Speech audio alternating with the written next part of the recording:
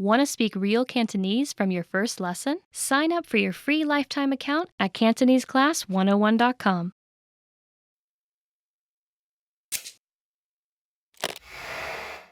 Hi everybody, Olivia here.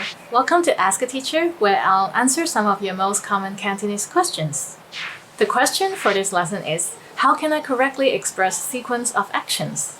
In Cantonese, there are multiple terms for before and after. Each has a different nuance, so it's important to be able to distinguish which one to use for different scenarios. First, let's see how to distinguish between 之後, 然後, and 以後, which are all translated as after in English.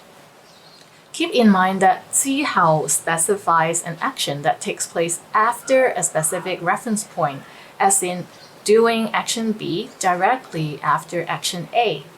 For that, whoever involved in the conversation needs to have the knowledge of what action A is, whether it is or it's not included in the conversation.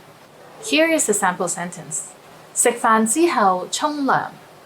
食飯之後沖涼, which means take a shower after the meal.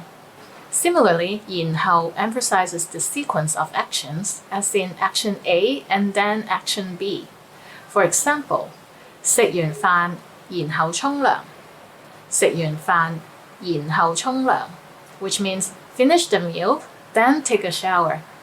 On the other hand, 以後 refers to something that will take place for a significant length of time in the future, as in from now on in English. For example, 我以後唔會遲到. 我以後唔會遲到. I will not be late from now on. Next, let's see 之前 versus 以前, both translated as before.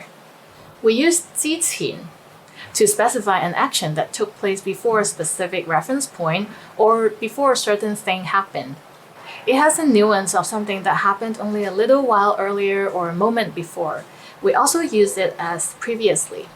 For example, 瞓覺之前要刷牙, which means one must brush the teeth before sleeping. As for 以前, we use it to talk about actions that took place regularly for a significant length of time in the past. It's similar to used to in English. Generally, we use 以前 for something that happened a long time ago, like at least a few years. Here is a sample sentence. 我以前打籃球.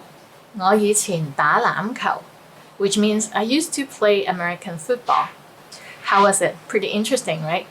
Do you have any more questions? Leave them in the comments below and I'll try to answer them. See you next time. 下次見.